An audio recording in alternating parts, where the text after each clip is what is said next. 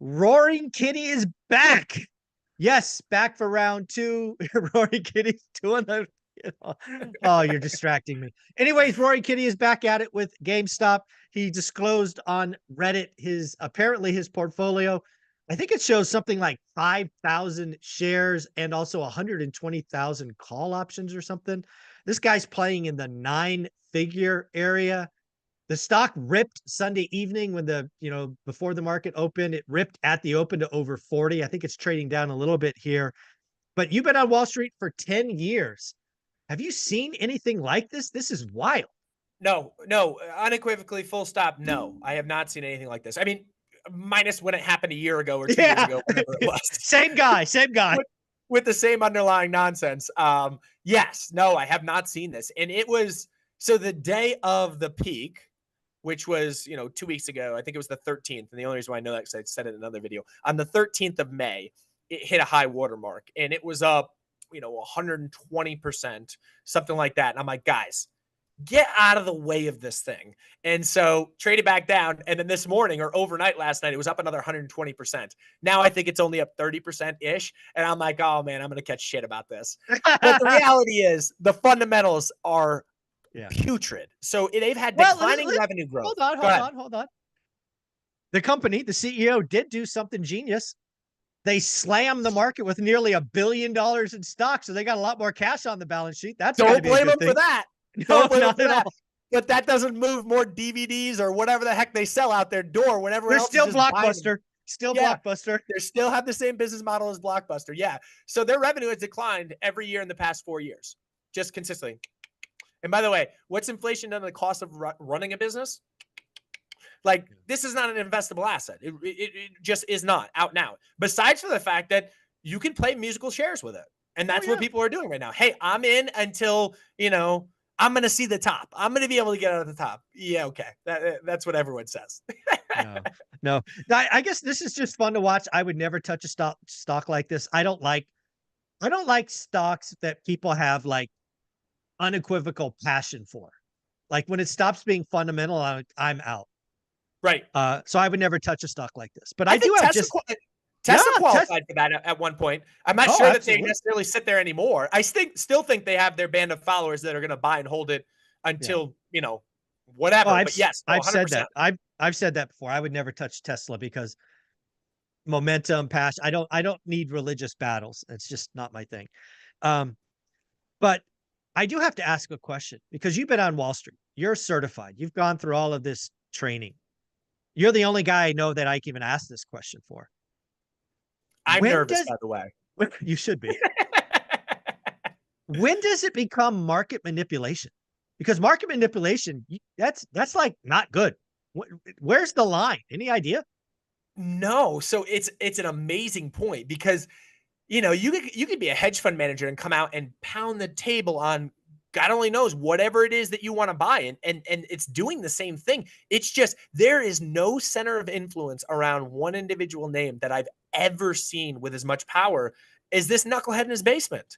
And I'm not a big dumb money. I'm not saying that institutions are smarter than retail traders, any of that. That's not the point of this conversation. No. It's just, holy smokes, this one individual that wears the red bandana and sits in his basement and drinks beers. Like, by the way, I love it. Don't get me wrong. But at the same time, he doesn't have a fundamental story that can back it up. You literally can't look at this and say revenues are down 4 years in a row. Costs are meaningfully up. They literally are incumbent upon the success of people coming into their store and purchasing things when you can order them online at home. It's ludicrous. Yeah, it's Blockbuster. But again, he took out a hedge fund. He did. He did. He single-handedly took out a hedge fund. Here's just anecdotal. We go to the same pizza place. Either pick it up. We get pizza on Fridays. Last week, we actually brought the kids to the pizza place, which is its own, zoo. But disaster. Oh my God. It's my middle one. Oh my Lord. But I stepped outside because my younger one needed to run around, and I'm running up and down, and it's in a strip mall. And I'm like, I've been by this 1,000 times and I did not know there's a GameStop right next to the pizza place. I'm like, this is how well they're doing. I don't even know it's here. And I just, I'd been telling everybody under the sun to watch Dumb Money because I thought it was such an entertaining it's a great movie. Yeah. And I thought it was educational too. Like I thought they depicted the story pretty darn well. And I'm like, I didn't even know this store was right here. Yeah.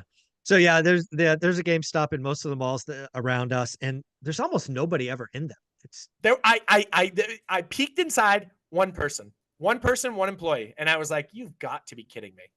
Yeah, it's pretty wild. But hey, they got an extra $1 billion roughly on the bank. They could GameStop again. They got to go buy some companies. They got to take this momentum. They got to slam they got to extract as much cash as they can. They're on life.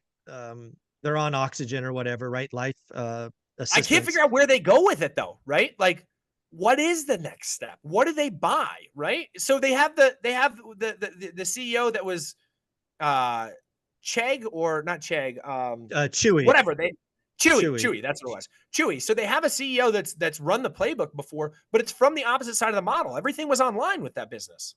True. With Chewy. And this is literally have to go to the store for it. Yeah, they got to compete with online when it's easier and cheaper. Yeah. They've got to clearly do something. Otherwise, this is going to be interesting. But again, that's not to say that this guy can't make 9 figures. He could make 9 figures on this trade. Is he out? That's my question. Is he out on the open this morning? He could. He probably should have been, but who knows? Yeah, it'll be wild. There's a lot of fun to see what happens next month when we talk. Is Roaring Kitty's back at it? Is he a billionaire? Is Roaring Kitty a billionaire? That would be. He might be. Dude, would that be a crazy story? He goes from trading GameStop, GME, and he becomes a billionaire. Think about it. He built his reputation online. He did videos. He like the red bandana, the beer, all of that. He built up clearly a loyal following. He got the diamond hands, the hodlers or whatever you call them, and he extracted $1 billion from it. Wouldn't that be a great story? It's the greatest social media story of all time if he can pull it off. He and Mr. Beast, like he's done. Now Mr. Beast just literally monetizes content. This guy just monetizes followers, and I don't know if that's a good thing or a bad thing. With again, hey, $1 billion is $1 billion, man. It is what it is. Oh, this is a lot of fun. Can't wait to see what you do with this on your social media. Where can people find you? Yeah, find us at LifeGoal Investments. We're on both Instagram and on TikTok. Thank you, buddy. Appreciate it.